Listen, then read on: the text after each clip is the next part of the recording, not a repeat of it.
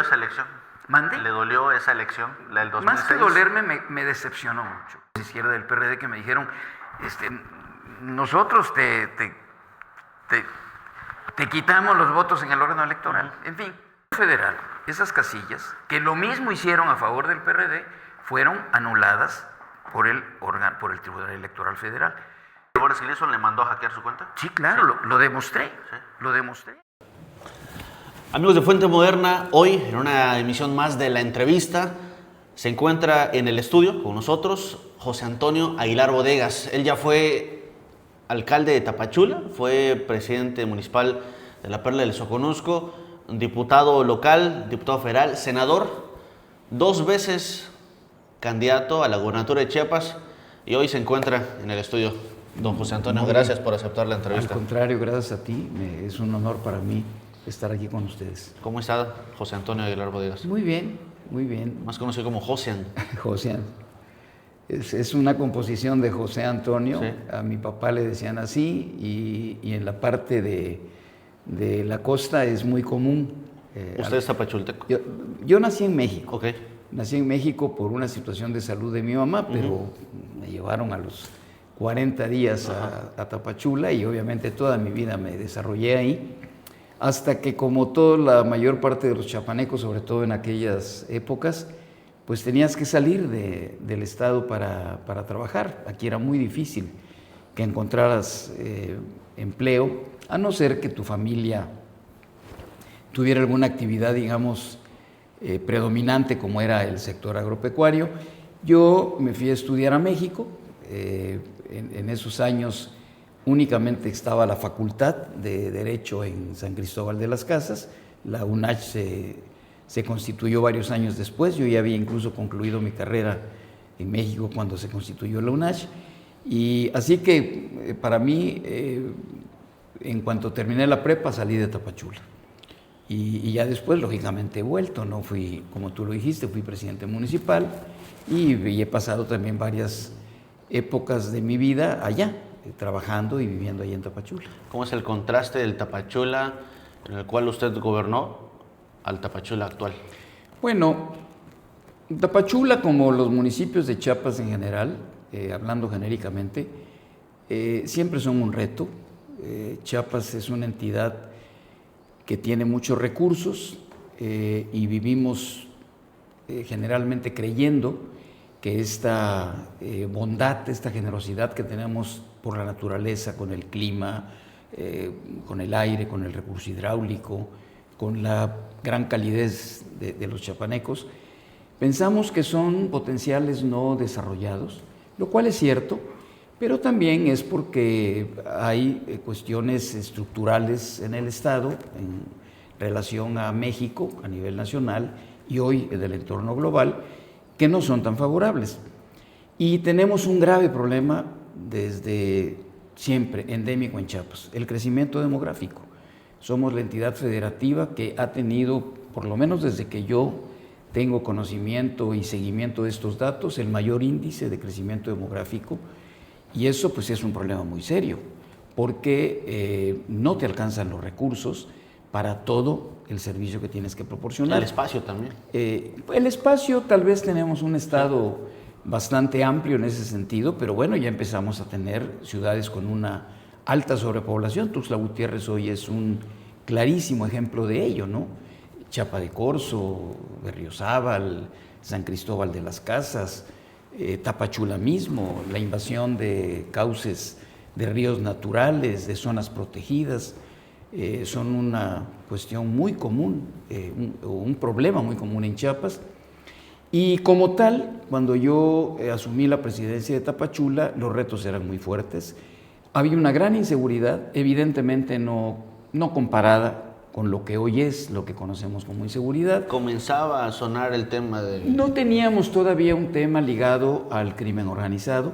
Había una altísima delincuencia de orden común, robos. ¿Eran bandas? Bandas, evidentemente robos a casas, habitaciones, robos de carros, asaltos en vía pública y entre comillas, y digo entre comillas porque no comparto el criterio, pero así se visualizaba, el tema de la inseguridad producto de la migración, ¿no? Ya estábamos iniciando en esos años, te hablo en 1988, 89, yo tomé posesión en el día último de abril del 89, y el tema de la migración de Centroamérica como paso a Estados Unidos ya era un problema muy serio. Incluso en aquellos años, en 1989, la renegociación de la deuda de México, que era el problema número uno que se enfrentaba en ese tiempo, fue el primer problema que el presidente Salinas de Gortari tuvo que resolver, y que lo hizo muy exitosamente, por cierto, tuvo como condición el aspecto migratorio. Y Tapachula se convirtió, lógicamente, llamémoslo así, en el cuartel por parte de lo que en ese tiempo era la Dirección de Población y Asuntos Migratorios de la Secretaría de Gobernación, y tuvieron un delegado especial para estas funciones, que además había sido el representante de México ante la ONU en materia de derechos humanos. No recuerdo ahorita su nombre, una persona correcta, pero que evidentemente al llegar hubo un choque cultural y tremendo, ¿no? Porque Tapachula es una población que no la podrías entender sin la migración, ni la puedes entender como un centro que se pobló y que creció precisamente porque fue cuna de una migración europea y americana en aquellos años, a mediados de 1800 en adelante, llamados precisamente por la oportunidad de cultivos agrícolas, el hule, el café, luego el plátano, etcétera. Y tampoco lo podrías entender sin la mano de obra que tenemos por parte de Centroamérica. Sin la mano de obra centroamericana, Tapachula no tendría la demanda que tiene precisamente para todas sus actividades de orden productivas, tanto en el sector agropecuario como incluso en el sector comercial y en el sector doméstico. Tapachula también tiene mucha influencia asiática, mucha migración china, japonesa. Sí, la primera migración japonesa que se dio en México, según los registros que yo conozco, se dio en el municipio de Acacoyagua, en la costa. Y evidentemente fueron llegando a lo que era el centro de mayor actividad, que es Tapachula, pero originalmente fue Acacoyagua. Tengo entendido que, donde antes era Palacio Municipal, que hoy es el Museo de la Ciudad, sí, está el despacho presidencial, le decían la silla china. Sí, fue una sala, sí, de muebles chinos que la comunidad china, que la colonia china, radicada en Tapachula, sí, le obsequió al Palacio Municipal. ¿A usted le tocó sentarse en la silla china? No. Cuando yo fui presidente municipal ya no se ocupaba Ya era Museo de la Ciudad. No era todavía Museo de la Ciudad. A mí me tocó precisamente adaptarlo y convertirlo primeramente en Casa de la Cultura, y ya luego se hizo el Museo de la Ciudad posteriormente. Y esta sala china la tuve que rescatar, porque habían algunos elementos de ella, pero desperdigados, unos en muy mal estado, otros, como habían estado arrumbados, pues alguien dijo, no son de nadie, me los llevo. ¿Cuándo habrá sido el último periodo en que fue utilizada esta silla china? Antes de mí, precisamente en el periodo de 1988, 85-88, siendo presidente municipal el doctor Didier Fuentevilla. Y entonces esta sala china estaba en la oficina presidencial, que en el viejo palacio era un semicírculo que daba una vista al Parque Central. Al Parque Central, y estaba la sala, y lógicamente una de las sillas de la sala era la que ocupaba el presidente en funciones, con un escritorio que era de otra índole, ¿no? Entonces por eso decían que éramos suspirantes o aspirantes a la silla china. Hablemos de su vida política. Usted es priista, fue priista desde 1977. ¿Es priista? Fui formado y sigo siendo un priista en esa formación. Ideológicamente del PRI de antes. Sí. No de la El PRI original. Del PRI original. El PRI viene, nace de la revolución. El PRI es la expresión que utiliza el presidente Plutarco Elías Calles, sí, como el partido Revolucionario Mexicano, el PRM, para crear una integración territorial y un paso de lo que eran los caudillismos regionales a precisamente un poder central que pudiera encauzar el desarrollo de México. Plutarco Elías Calles, entre otras muchas cosas, creó el Banco de México, que no podríamos entender el México económico de hoy sin esta institución que él con una gran visión creó. Las grandes obras de irrigación iniciaron con él. Un reparto agrario limitado, no el que se esperaba tal vez inmediatamente después de una fase posrevolucionaria, pero se inició el reparto agrario que luego se profundiza y llega... En esa zona de Tapachula hubo mucho reparto agrario. Sí, claro. Sí. Posterior a Plutarco Elías Calles, se dio en 36 con el presidente Lázaro Cárdenas. Toda la zona de Tapachula, Tuxtla Chico, Cacahuatán, Unión Juárez, fueron incluso ejidos dotados personalmente en Tapachula ante los habitantes de los municipios, los hoy ejidatarios, por parte del presidente Lázaro Cárdenas. Hay una zona en la zona del Soconusco donde está esta Unión Roja, no se localiza, donde está la zona del café, el Águila. Unión Roja es de Cacahuatán. Es de Cacahuatán, El municipio de Tapachula colinda con Cacahuatán, con Tuxtla Chico. Y luego llega incluso a las faldas del Tacaná. Pavencul es su comunidad más distante, una comunidad situada a más de 2,000 metros de altitud. Pero los ejidos de Tapachula se dieron tanto en la zona alta como en la zona baja. Posteriormente a ello, después del presidente Plutarco Elías Calles, que con él surge el PMR, luego viene el PNR, que es la transformación que le da Lázaro Cárdenas al PRI.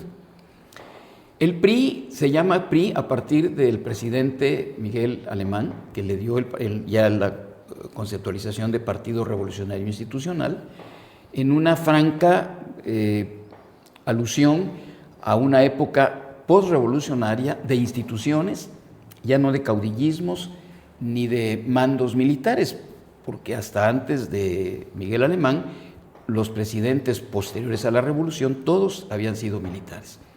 Posterior a Miguel Alemán, ninguno ha sido militar. Y no porque esté satanizada la actividad, sino porque en México, a partir de la revolución y sobre todo a partir del gobierno del presidente Lázaro Cárdenas, hay una clara conceptualización de la separación de Estado con Iglesia y la separación e independencia del Estado y el ejército como garante de la paz y de la tranquilidad pública y obviamente de la soberanía territorial.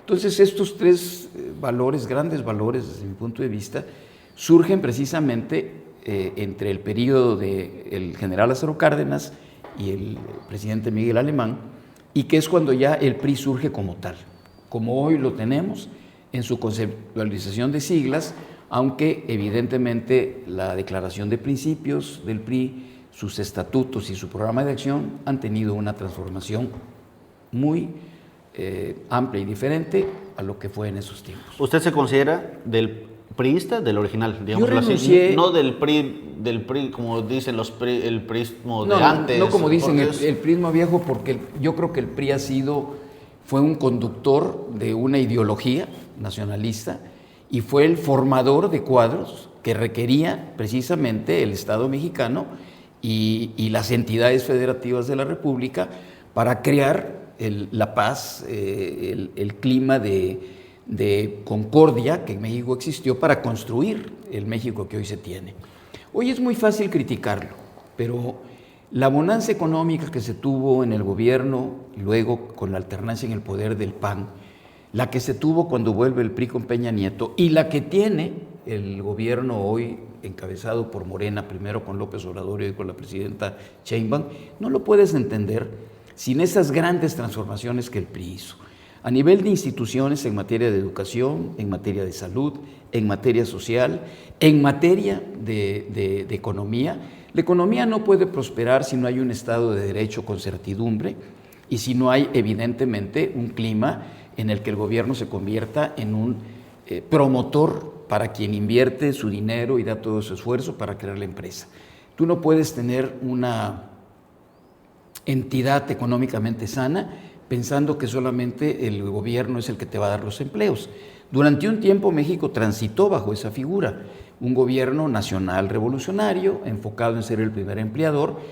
Evidentemente no pudo con esa función, fracasó, vino la desincorporación de muchas empresas que hoy gentes con poco conocimiento y mucha ideología dicen es que se desmembró el Estado mexicano. No, es que se ordenó el Estado mexicano. Se quitó de él lo que no debería tener. No tiene por qué un gobierno tener fábricas de bicicletas, cadenas de hoteles, siderúrgicas, cuando son labores específicas y adecuadas para el sector privado, y el gobierno abocarse a las funciones que realmente debe tener, que son la seguridad, el imperio de la ley, la salud, la educación, evidentemente. Esas son las funciones fundamentales y la infraestructura. En materia de infraestructura, evidentemente, en el periodo ya,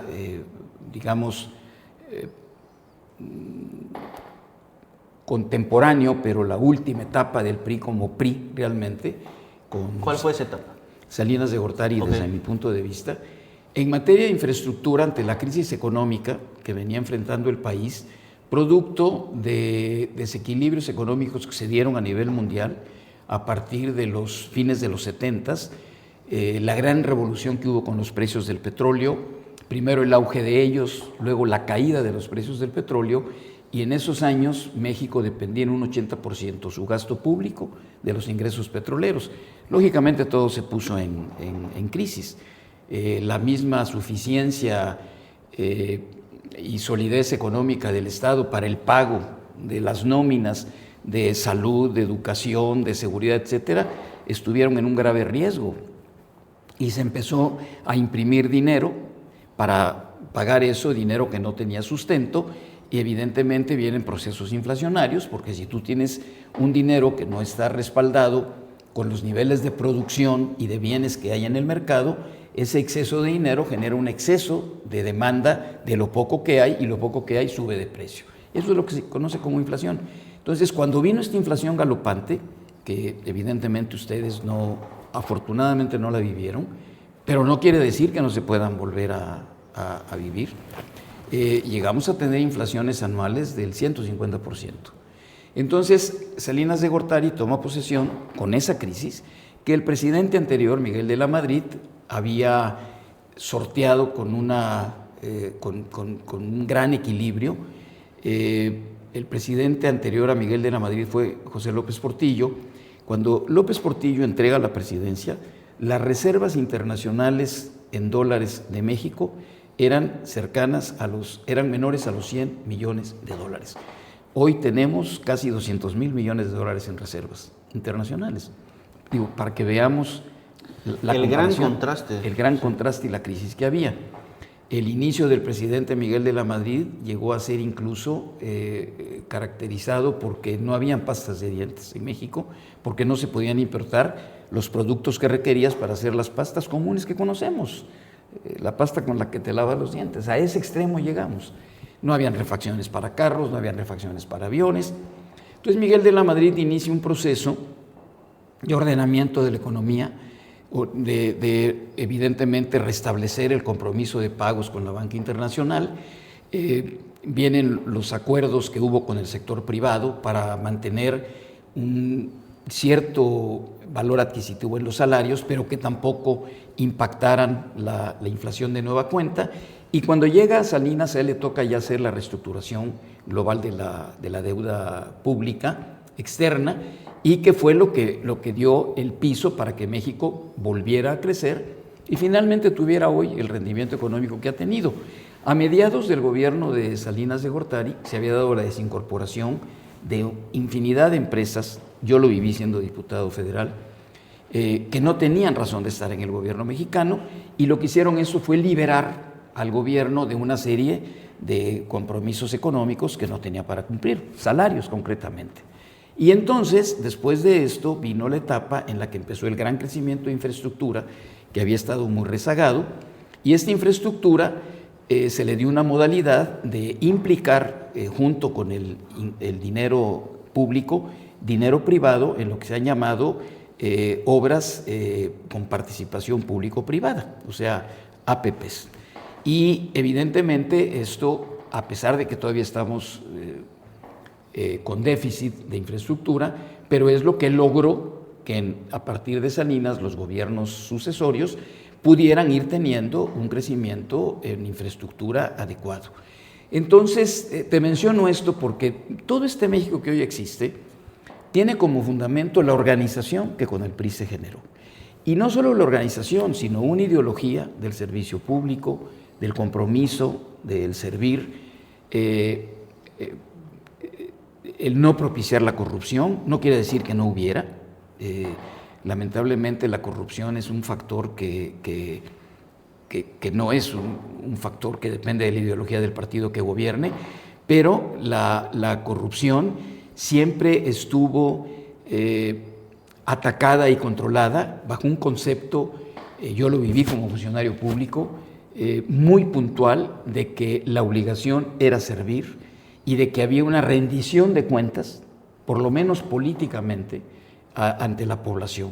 Y luego se avanzó mucho en la rendición de cuentas, que hoy lamentablemente pues se ha dado un paso atrás en ellas, porque han desaparecido los organismos que se crearon precisamente para la transparencia en acciones gubernamentales y rendición de cuentas. Entonces, atacar al PRI como que es el causante de los males del país, pues a mí me parece primeramente una valoración ideológica, electorera, y no un juicio de valor realmente al desarrollo histórico que México ha venido teniendo. Sacar una sobre la manga, atacar al PRI. Pues es utilizar en un esquema que hoy es muy común en el mundo actual. Estamos volviendo a políticas públicas electorales en las que el voto se consigue mediante la polarización, ¿no? ¿A usted le tocó hacer esa política? No. ¿Cómo se hacía campaña? A mí me tocó una campaña en la que tenías que tener una propuesta muy constructiva de lo que había que hacer. Por supuesto que habían ataques personales, pero tanto en quienes fuimos candidatos del PRI como quienes lo fueron por otras corrientes políticas, predominaba un respeto y predominaba un derecho, y lo que había era una propuesta de lo que había que hacer, ¿no? O sea, pero antes, eso quiere decir que el votante del 88 al del 2018, la última vez que usted fue candidato, es muy distinto el votante de hace 40 años. En el 2018 y en el 2015, que fueron, después de ser yo candidato en el 2006, en el 2015 volví a ser funcionario del gobierno del estado y me tocó estar cerca de un proceso electoral en Chiapas, yo noté un gran cambio, y ese gran cambio era, por un lado, las reformas a la ley electoral que las hizo el PRI, a petición de los gobiernos de oposición, a petición de quienes hoy gobiernan, que en aquel tiempo estaban en el PRD, y que hoy están haciendo lo que se cambió en las leyes, la reforma electoral que hoy se plantea. Para tener como contexto, antes no había un órgano electoral que organizara las elecciones. No, el mismo gobierno organizaba el gobierno las elecciones. hasta el año de 1993, el órgano electoral dependía de la Secretaría de Gobernación y se llamaba la CFE, el Consejo Federal Electoral, ¿no? En el 94, evidentemente, y es el levantamiento zapatista quien tuvo lógicamente un protagonismo muy importante en ello, y los partidos de oposición, encabezados en ese momento por el PRD y el PAN, establecieron la necesidad y la exigencia de que se creara un órgano electoral autónomo, y es donde surge el IFE, que hoy es el INE.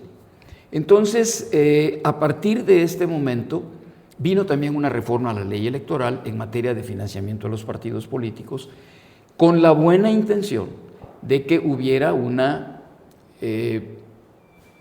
un blindaje ante el riesgo de que entrara un dinero ilegal a los partidos políticos.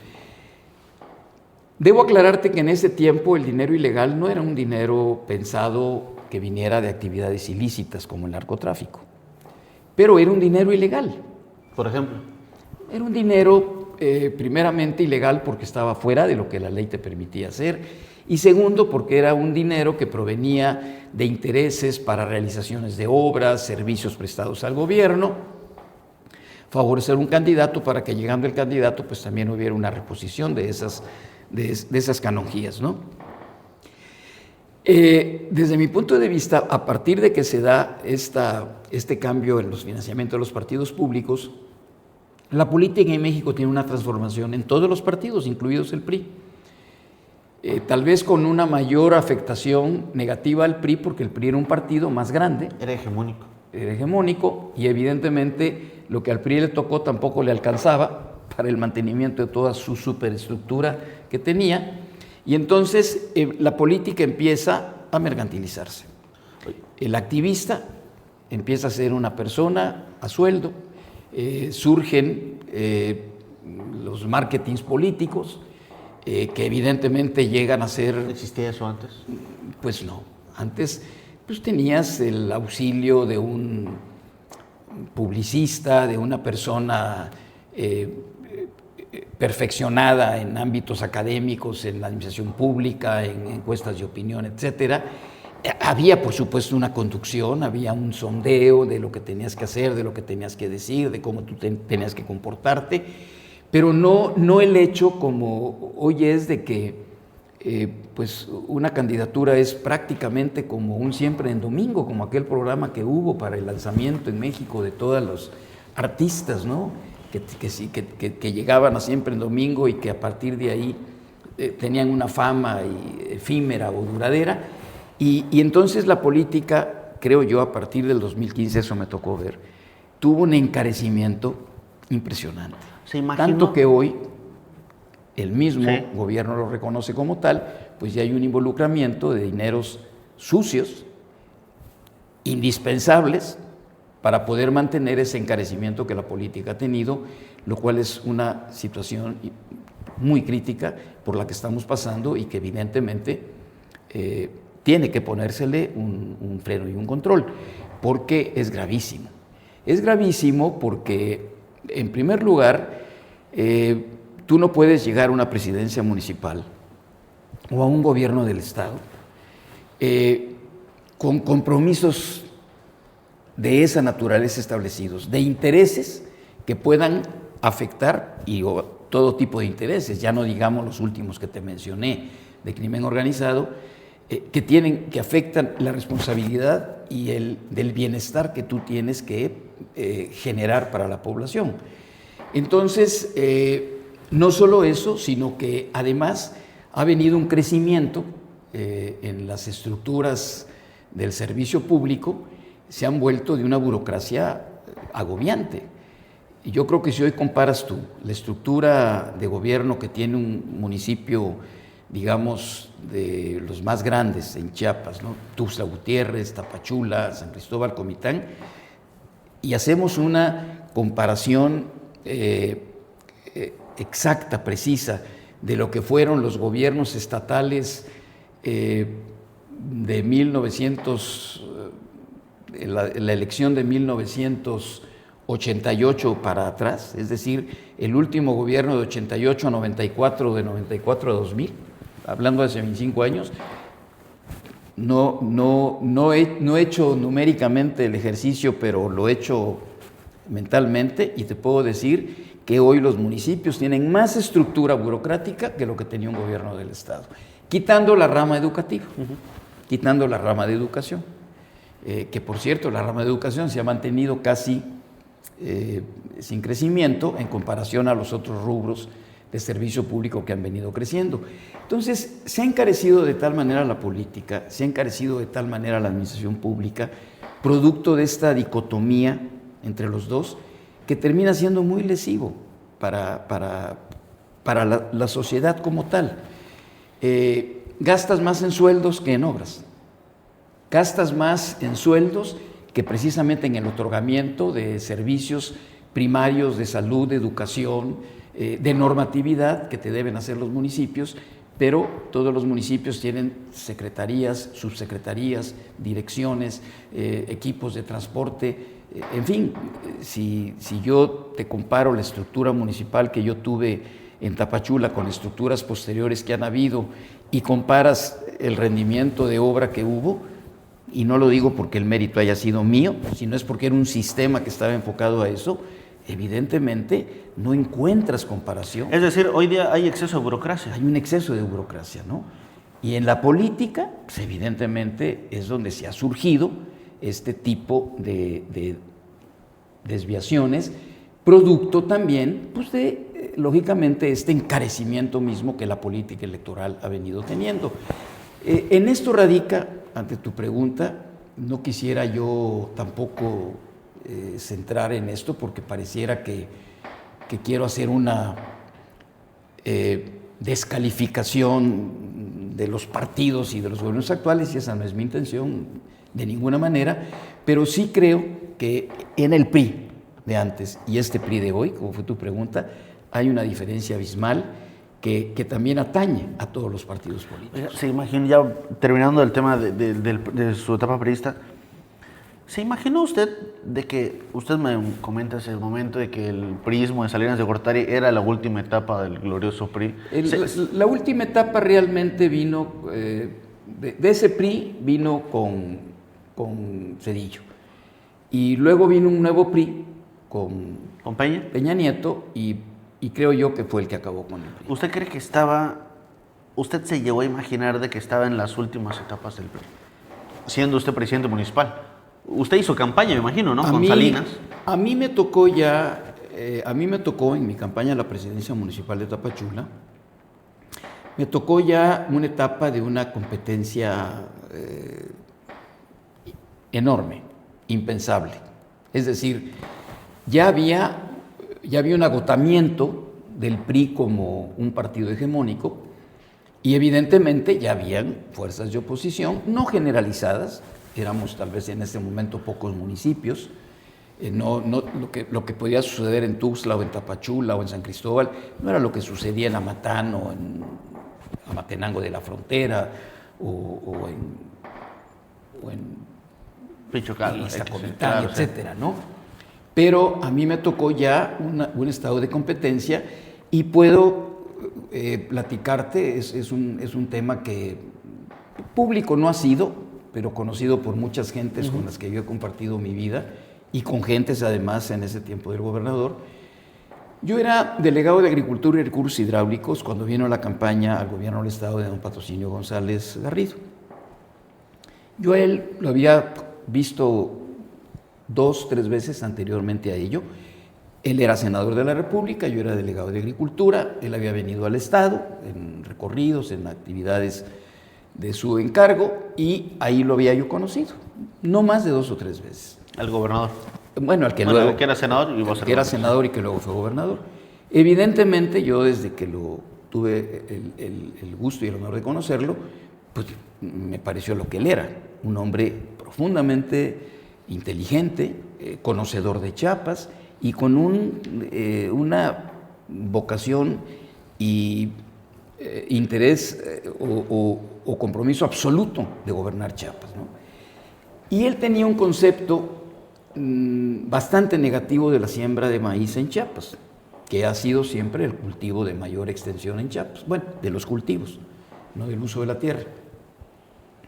Yo como delegado de Agricultura, en parte compartía ese valor de él y en parte no. Y entonces incluso tuvimos no una rivalidad, pero sí una divergencia.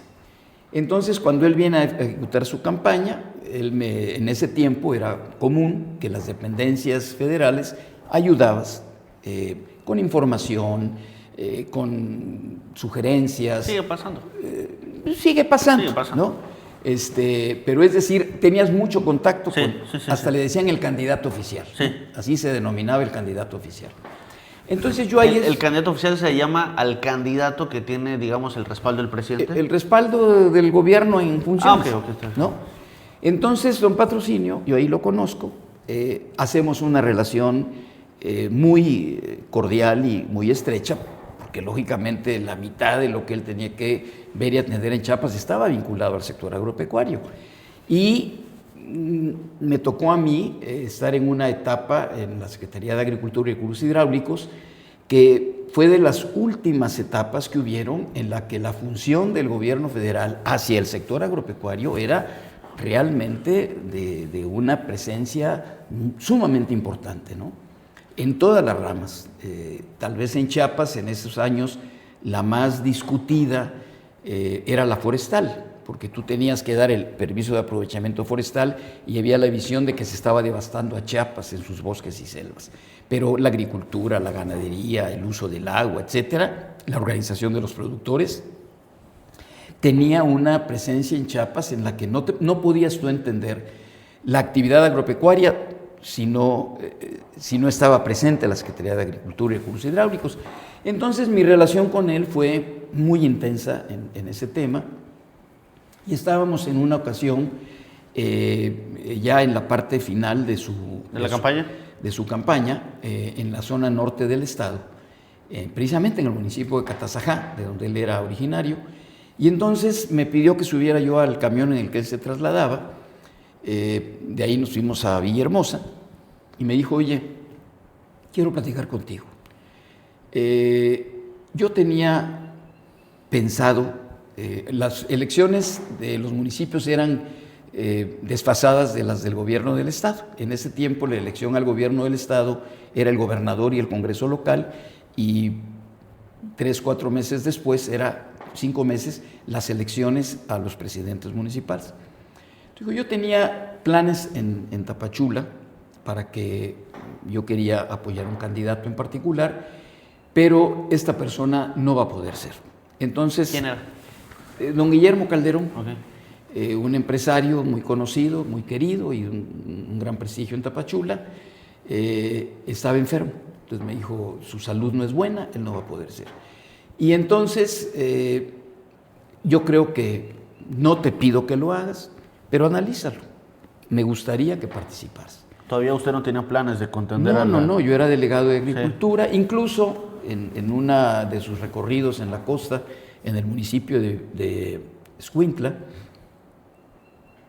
o Villa Comaltitlán, no recuerdo bien, estando en una reunión con ganaderos, él expresó como candidato al gobierno del estado: siendo yo gobernador, ni una hoja en Chiapas se va a mover sin mi consentimiento, y quiero decirles que una de estas acciones se va a reflejar en que he visto un buen desempeño en el sector agropecuario y el actual delegado lo seguirá haciendo. Te digo, el próximo gobernador... el próximo gobernador, González Garrido, pues expresó un principio de confianza hacia mí. Bueno, obviamente yo se lo agradecí infinitamente. 3 meses antes de la elección, casi. 2-3 meses antes de la elección. Y entonces, pues, por supuesto, por un lado, yo estaba consciente de que, bueno, la dependencia federal es del presidente de la República y no del gobernador del estado, pero muy agradecido de que hubiera tenido ese gesto de confianza y de un reconocimiento tal vez inmerecido hacia mí. A los pocos meses de esto fue cuando él me dice, yo le dije, sí, cómo no, déjeme ver si puedo ser la gente, porque no he estado cerca de la política electoral en Tapachula. ¿Era su primera campaña? Sí, yo no había, en ese tiempo en el PRI, los que éramos funcionarios de los gobiernos estatales, federales o municipales, participábamos en el PRI en lo que era el Instituto de Estudios Políticos, Sociales y Económicos, el IEPS, y los CEPES en el Estado, los centros estatales.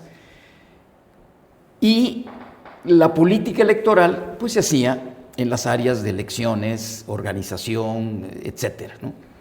Entonces estaba muy claro que un administrativo estaba acá y un político. Le llamaban los aquí. tecnócratas.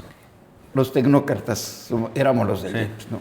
A veces de aquí reclutabas gente para estar acá, con el apoyo de los de acá. Entonces, efectivamente, yo lo que le dije es, déjeme ver si yo que estoy aquí puedo estar acá. Si creo y veo que sí, se lo expongo, usted dirá, ¿no? En fin, vino su elección. pasada su elección me dice, bueno, ya viene lo otro, ¿qué has pensado? Le dije, estuve en Tapachula, hice un sondeo, tengo obviamente un apoyo muy interesante, suficiente en el sector agropecuario. Nos alcanza para ganar. Me puede alcanzar. Y entonces él me dijo, para que volvamos al tema de la competitividad. Sí, ya era gobernador electo. Y era gobernador electo. Me dijo, mira, en Tapachula tuvimos la competencia electoral más fuerte de todo el estado. Ni te puedo garantizar la candidatura porque he tomado la determinación de que voy a hacer un proceso interno de selección de candidatos en el PRI para que de veras emerjan los mejores, ni te voy a poder garantizar la constitucional. Entonces, ya analízalo a fondo y me dices. O sea, yo fui candidato a la presidencia de Tapachula con un absoluto conocimiento de quien ya era el gobernador electo, del grado de competencia política que había, ¿no? En fin, fui a Tapachula. ¿Usted cree que eso pasa hoy día? De que, digamos, quien está en el poder dice, me gustaría que fueses tú, pero si la encuesta dice algo distinto, pues no pasa nada. O si se no meten sé, hoy porque día. no lo he vivido. Ajá. Digo, porque eso es muy democrático. Podríamos, decir que ¿no? Bueno, una encuesta es muy diferente a un proceso interno. Son selecciones internas, sí, pero con métodos muy diferentes. Sí. Nosotros tuvimos un proceso con votación, con voto libre y secreto, sí, en urna, para que dijeran quién debía ser el candidato. Una encuesta, pues la cabeza lo que hace es decir, miren, él o ella está a la cabeza y bueno, quién sabe si así fue. Pero no deja de ser un proceso que demuestra que los partidos, evidentemente todos, tienen que aplicarse en tener la mejor. No es lo mismo tener el respaldo al dedazo.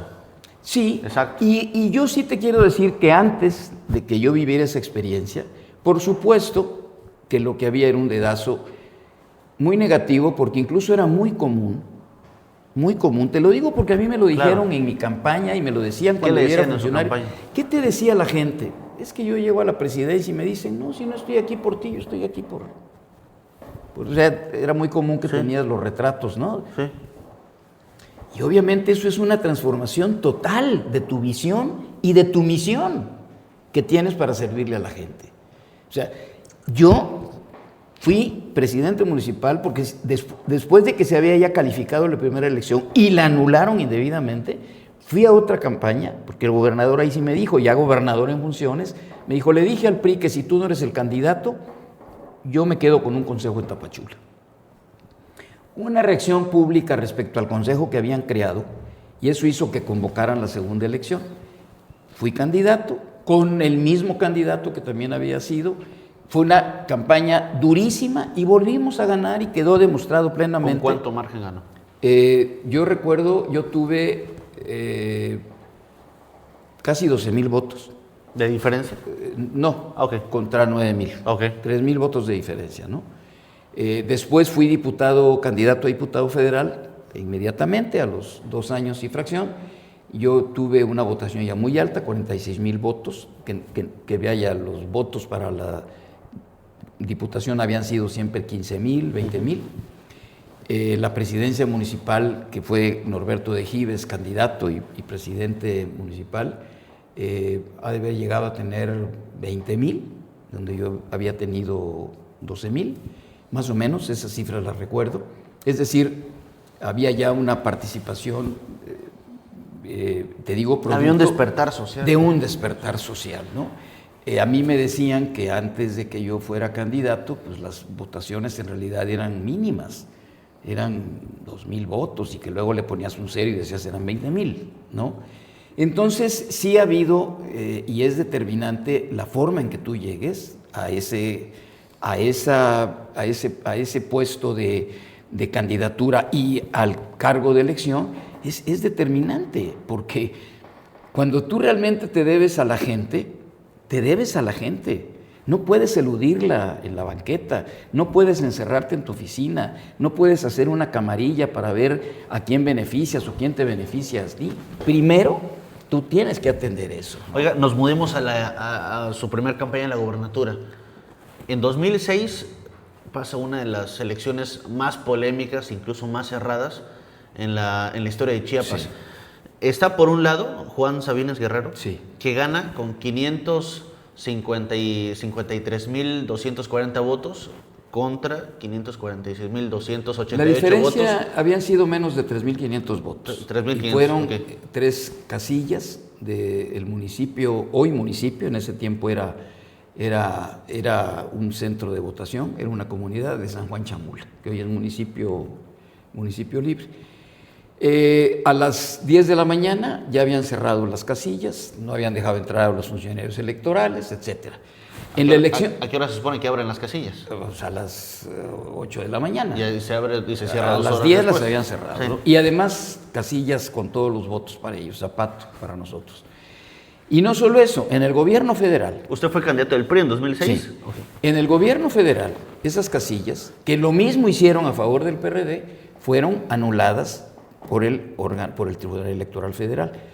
Aquí no solo las anularon, sino que luego todavía otras casillas zapatos que habían estado anuladas, inicialmente las revalidaron y quisieron hacer crecer la diferencia hacia 9,000 votos. ¿No? ¿A qué se refiere con casilla zapato? O sea, casilla zapato es cuando un partido tiene todos los votos a su favor y ninguno más tiene votos. Pues es imposible. Sí. Perdón, pues tienes un representante tuyo, tienes 2, 3 representantes de tu partido y de tu candidatura, ni modo que ellos votaron también en contra tuya. ¿Se sintió usted ya con el triunfo antes del día de la elección? No, en yo 2006? sabía y durante todo el trayecto fuimos, además había ya perdido el PRI ¿El PAN? El PRI no gobernaba el PAN. Nosotros sabíamos que era una elección muy competida, lo sabíamos. Acá no gobernaba el PRI, aquí gobernaba un gobernador del PRD, que era Pablo Salazar. Yo sabía que era una elección muy competida, pero también me daba cuenta que teníamos una clara posibilidad y respaldo de la gente. ¿Por qué? Simplemente por la postura, simplemente por lo que proponías y simplemente por lo que yo conocía perfectamente bien el Estado y me conocían en el Estado. ¿Afectó el efecto Andrés Manuel? Porque Andrés Manuel se lanzó por primera vez en 2006 Sí. y gana el PRD en Chiapas con Juan Sabines. ¿Afectó, cree usted, el efecto Andrés Manuel? Andrés Manuel no ganó aquí. Aquí no ganó. Andrés Manuel en esa elección, no. Aquí ganó La Bastida. Aquí ganó La Bastida. No creo. Ha sido un tema muy polémico y yo no quiero... Vaya, ¿Madrazo? la opinión pública ya dio su veredicto al respecto. ¿No fue Madrazo en 2006? Sí, pero a nivel nacional fue ok. La Bastida. Ok. Perdóname, tienes toda la razón. Roberto Madrazo fue candidato del PRI en 2006. Sí. La Bastida perdió con Fox. Roberto Madrazo ganó acá. Lo cual era también una situación lógica. En Chiapas se había tenido una gran impresión favorable del gobierno que tuvo Madrazo en Tabasco. Entonces había una gran simpatía. Recordémonos, y mi confusión fue porque 6 años antes, precisamente en el interno, fueron La Bastida contra Madrazo, y Roberto nos ganó acá. Sí. Yo estaba participando en el equipo del Liceo La Bastida. Entonces, evidentemente, sí hubo una alteración de esa elección, ¿no? Totalmente. 2006. Es más, me lo dijeron luego a mí, gentes con las que yo siempre tuve una gran relación, y más intensificó entre el 2015 y 2018, que fui secretario del campo, con grupos de izquierda del PRD que me dijeron, nosotros te quitamos los votos en el órgano electoral. En fin, son cosas que para mí en lo personal... Así le dijeron abiertamente, sí, yo te quité los votos, abiertamente, así le dijeron. ¿no? Abiertamente. ¿Y cómo se sintió usted cuando le dijeron eso? Pues lo único que les dije es, pues mira, ya lo hiciste. Y mira lo que ganaron. Sí. Miren cómo están, sí. ¿no? Digo, porque lamentablemente no es para mí. Tú de candidato, pues por supuesto que te queda una frustración, que te queda un desánimo, pero tu vida sigue. Tu vida sigue.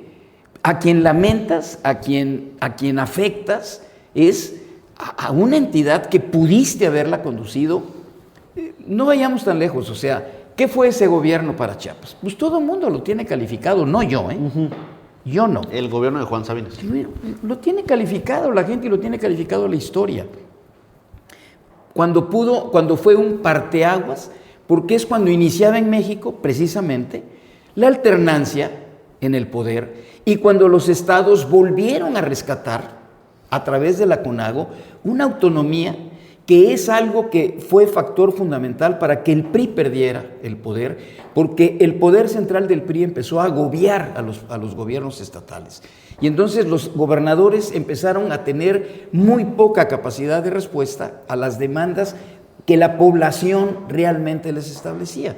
Entonces, cuando viene la alternancia a nivel nacional, en los estados, del partido que gobernara, quien era el gobernador o la gobernadora, lo que tuvo fue esa gran oportunidad. Y acá fue para mal.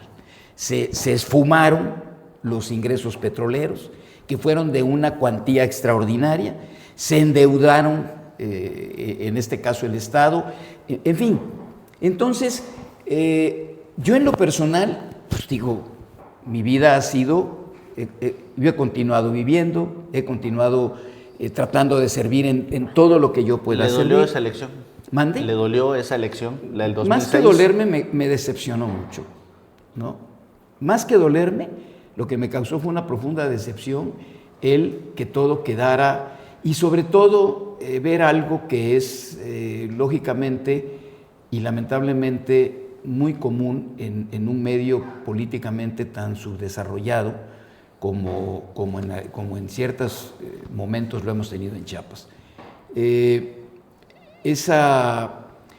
revanchismo que luego viene contra gente que no hizo más que ejercer su derecho y su autonomía, y bueno, el que te persigan a quienes te apoyaron, quienes te ayudaron, que no hicieron absolutamente nada indebido contra la otra persona, y que ninguno de ellos, como fue el caso mío, nos metimos a estar boicoteando ni a estar... Bueno, yo luché hasta el último instante en las instancias legales que hubieron, y una vez que ahí no tuve el respaldo, entonces yo dije, bueno, ya no puedo hacer nada. Recorrí el Estado hacia mis gentes, hacia el PRI, les agradecí, les dije a colaborar y a sacar adelante el Estado, porque el Estado con quien esté a la cabeza tiene que seguir adelante, debe seguir adelante. A veces pasa que los gobernadores se meten en las elecciones. Fue el caso de 2006 con Pablo Salazar. Él dice que no, y en realidad donde se hicieron estas argucias, alteraciones, pues evidentemente fueron a los órganos electorales. Digo, yo no diría que un gobernador fue a alterar una urna, ¿me explico?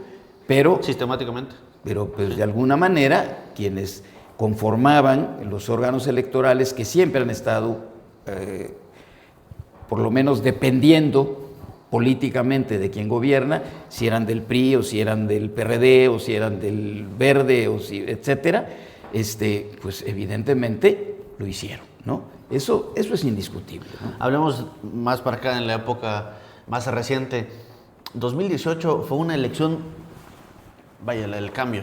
Usted fue candidato. Yo fui candidato a gobernador por segunda ocasión, pero ya no más por el PRI. No, yo había renunciado al PRI. Yo renuncié al PRI en el 2017. ¿Por qué renunció al PRI? Yo renuncié al PRI por una confrontación que aquí internamente tuvimos con quien presidía el partido, Roberto Álvarez Gleason. Okay. Porque Roberto Álvarez Gleason violó los estatutos del PRI, y esa violación de estatutos del PRI iba a generar una afectación a las candidaturas del PRI en el momento en que se registraran ante el órgano electoral. ¿En qué específicamente? Iban a resultar nulas, porque él ilegítimamente se había mantenido en el cargo cuando ya no debería estar. O sea, usted renunció para que en dado caso usted fuese candidato, su candidatura no fuera nula. No, yo renuncié porque con otros expresidentes del partido del PRI denunciamos lo que estaba pasando y lo que iba a pasar. Y el presidente del PRI a nivel nacional, que era Enrique Ochoa, fue un pésimo presidente del PRI, que luego fue diputado federal y que luego hasta fue estigmatizado porque resultó dueño de flotillas de cientos de taxis, ¿no? En Monterrey. En Monterrey. Sí. esta persona recurrimos a él y con el cinismo más descarado en el salón de presidentes del PRI en México, del partido, hizo caso omiso de lo que le dijimos. No solo eso, sino que con dinero del Comité Estatal y del Comité Nacional,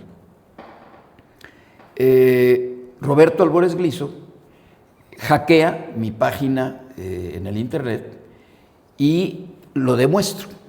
Demuestro que quien lo hackeó es una persona que está colaborando en el Comité Nacional del PRI, que depende de Roberto Albores Gliso, y el presidente del partido no contesta a mí. Entonces, cuando yo digo, renuncio al PRI. Y aquí recibo el apoyo y la petición de participar por ellos, me lo solicitan inicialmente el PAN.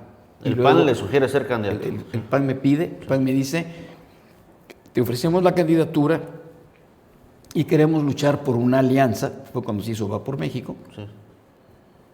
Y entonces yo renuncié a mi cargo público que tenía, que era secretario del campo, y me dediqué, sin partido político, a participar en el proceso interno. Manuel Velasco lo invita a usted a ser secretario del campo. ¿No hubo un rompimiento ahí, digamos, Manuel Velasco, No. Roberto Albores Gliso, usted? No, yo hablé con el gobernador en su momento y él me dijo, respeto tu decisión.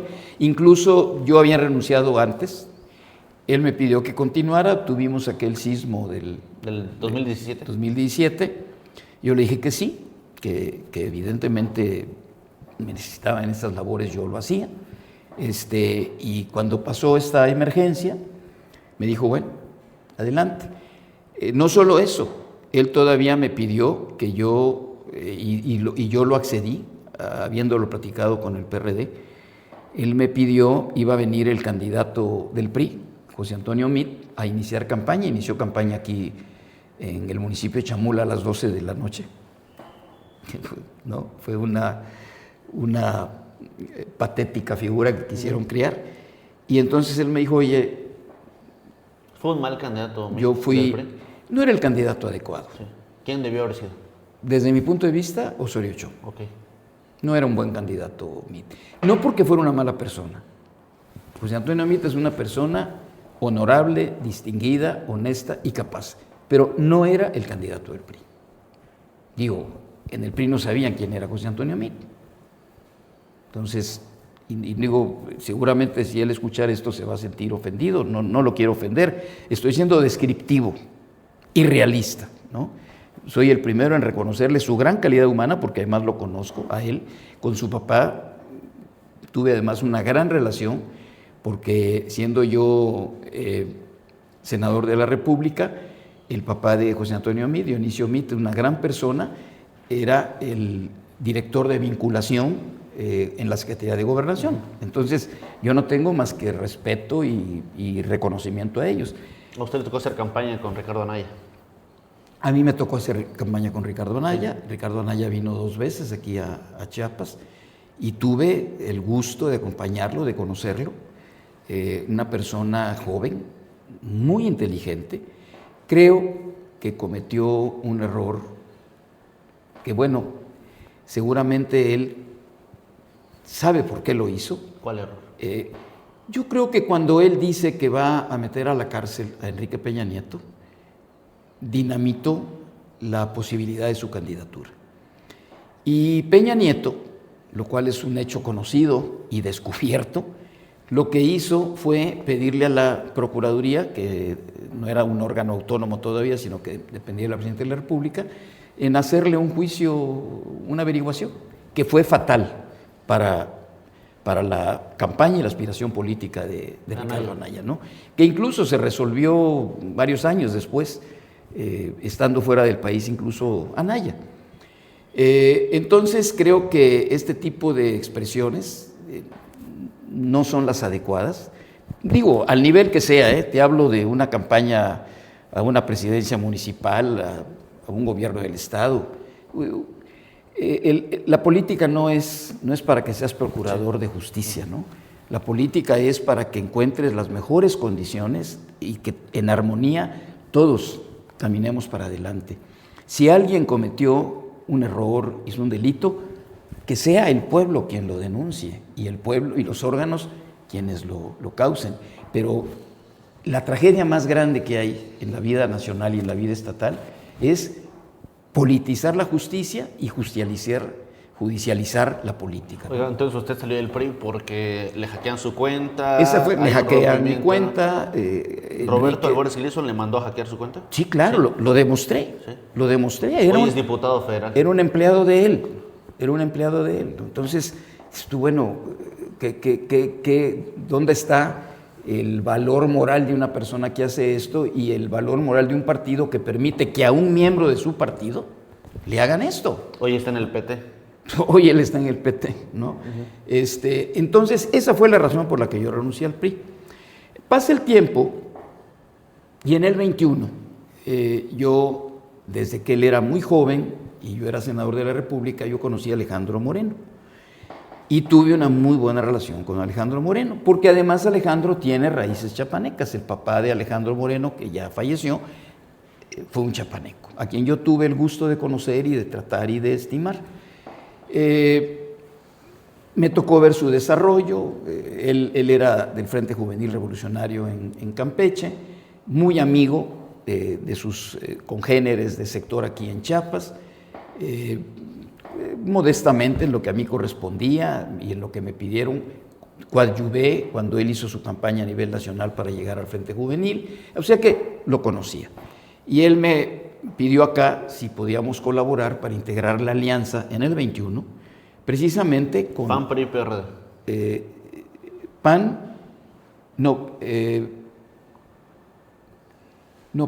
era MC, no, perdón, de nuevo PAN, PRI y...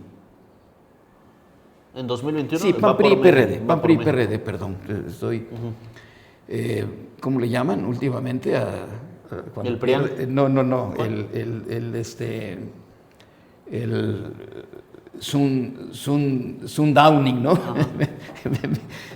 Ahorita me pasó el Sundowning, ¿no?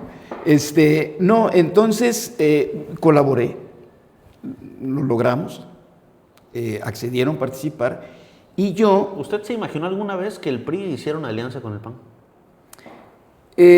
No, porque el PRI y el PAN durante la época posrevolucionaria, digamos desde la revolución hasta el año 2000, el PRI y el PAN eran los enemigos irreconciliables políticamente.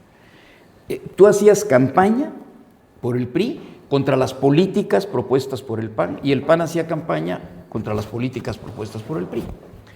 Por supuesto que era una ideología imposible de unir. Pero la realidad es que todos los partidos políticos, en sus declaración de principios y sus programas de acción, todos los partidos políticos decimos lo mismo. Bien común. ¿Cuándo no has oído a un priista hablar del bien común? Bueno, pues el bien común es la doctrina o el principio doctrinario del PAN, desde Gómez Morín. Gómez Morín lo estableció, ¿no? El principio del bien común. Entonces, realmente lo que había era una lucha de poder utilizando ideologías que la mayor parte de quienes integrábamos los partidos a niveles operativos tampoco conocíamos a profundidad como para tener un debate ideológico sobre ellas, ¿no? Te comento una cosa. Cuando yo fui candidato a la Diputación Federal, la campaña, entre otras cosas, tuvo como eje rector que nosotros defendíamos el ejido contra la privatización que el PAN quería hacer. Cuando llego a la Cámara de Diputados, con todos los priistas que fuimos triunfantes en esa elección del 91, se nos convocó inmediatamente después de tomar posesión y se nos dijo: señores, se va a haber una reforma a la ley electoral. Y el ejido, el ejidatario, va a tener no el usufructo, el título y el dominio de su parcela. Y podrá hacer lo que quiera con ella. Estrictamente es una privatización del ejido. Y yo hice campaña diciendo: yo voy a defender el ejido para que no lo privaticen porque el PAN lo quiere privatizar. Entonces, no sé si con esto Sí, hay un contraste. Sí. me explico, Sí, es decir, lógico. en sentido, la praxis política, al final de cuentas es lo que para la gente es lo mejor. ¿Hoy Morena usa las prácticas del PRI? No estoy muy de acuerdo, aunque eso es lo que se dice, lo está diciendo el PRI, lo está diciendo Moreira, lo dice Alejandro Moreno. No. Ese PRI autoritario que ellos mismos dicen, en el autoritarismo de que hoy quieren reformar la ley y que no hayan plurinominales y que se reduzca el financiamiento a partidos, etcétera, etcétera, etcétera, no estoy de acuerdo. Eso no fue el PRI del pasado. Algunos presidentes del PRI, en concordancia con algunos presidentes de la República, no todos, aplicaron ese tipo de principios, no todos. Yo fui parte del PRI, yo me formé ideológicamente en el PRI. Yo me formé en un nacionalismo revolucionario democrático. Yo no me formé diciendo, a ver, las elecciones se roban, compra a los representantes de casillas. No, yo me formé en un PRI que te decía, hay que luchar, hay que llegar y hay que servir. Y toda mi vida lo he hecho. Toda mi vida lo he hecho. Está mal que uno lo diga. Yo he sido absolutamente respetuoso de mis cargos públicos y no he cometido ningún acto de corrupción en mis actos públicos. ¿Por qué? No solo por los principios de mi familia. Me hice en la política con esos principios. Con esos principios me hice. ¿En dónde? En el PRI. No me los enseñaron los de la oposición, los aprendí con los del PRI. Entonces, no quiero yo, desde que oigo estas aseveraciones hacia Morena, no quiero decir en ellos porque me parece que cuando el priismo hoy dice, es el PRI, Morena el PRI, pues entonces estás diciendo que el PRI fue así. No. Tal vez hubo expresiones del PRI así, pero esa no era ni la ideología, ni era el compromiso del PRI. Por eso yo defiendo al PRI, por eso cuando me hiciste la pregunta te dije, yo sigo siendo priista, no milito en el PRI, pero sigo siendo priista. Mi visión, mi concepción, lo adquirí en el PRI y no fue robar, no fue abusar, no fue prostituir, no, es todo lo contrario. A ver, gobierna bien, rinde cuentas, respóndele a la gente, trasciende, deja un legado. Eso es lo que yo aprendí en el PRI, no lo aprendí en la escuela. Mi familia no es política, el único que ha hecho política en mi familia soy yo. Es decir, no tuve yo una figura familiar que me dijera, oye, no, lo aprendí en el PRI. Y por eso yo sigo siendo fiel a esos principios que en el PRI aprendí. Y concluiría, no sé si esta digresión que he tenido a lo mejor rompe tu... No, adelante. Pero lo concluiría diciéndote que la esencia del PRI debe seguir existiendo para el bien de México. Y lamento que en este PRI actual que vemos, en su dirigencia, pues veo, y en sus dirigencias, veo que ha desaparecido completamente esto, ¿no? Es decir, tú no puedes ser un descalificador ni un denunciante de la oposición cuando has hecho o eres sujeto ante la percepción pública de iguales o peores cosas de las que estás denunciando. ¿Me explico? O sea, lamentablemente un joven que tuvo una trayectoria de mucho esfuerzo, como es Alejandro Moreno, que no puede negarse. Él fue seccional, fue en su estado presidente de su sector juvenil, fue diputado federal, gobernador, fue senador, fue gobernador, es presidente del PRI. Caramba, ¿no? Por supuesto que es una gente que llegó con un gran merecimiento al cargo, pero ya estando en el cargo, ¿qué hizo? Acabó con el PRI. Quitó al consejo político, puso su consejo político para que se reelija,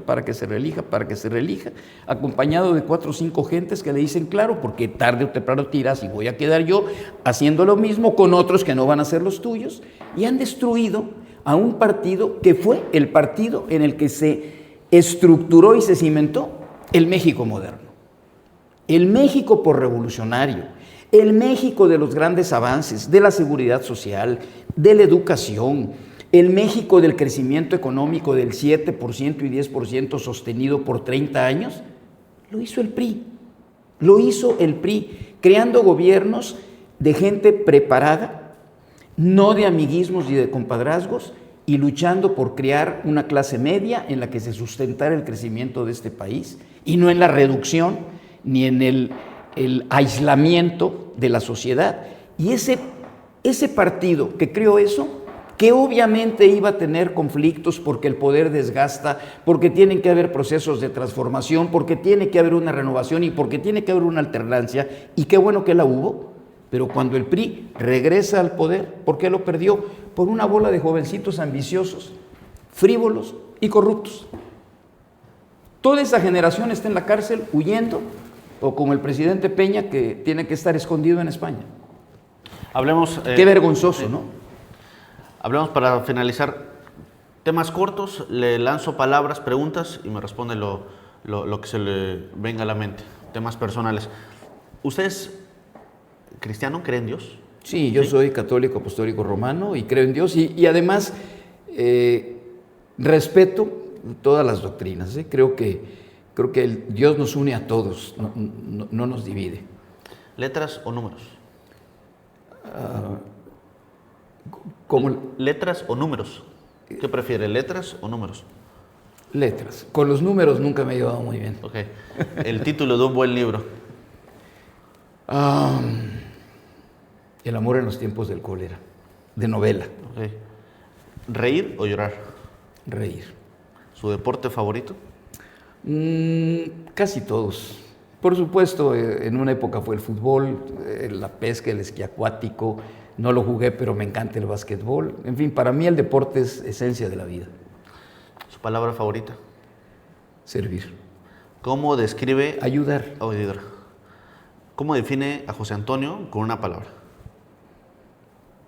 Soy una persona como todos, con el anhelo de vivir y el anhelo de ser útil a todos. ¿Cómo le gustaría ser recordado?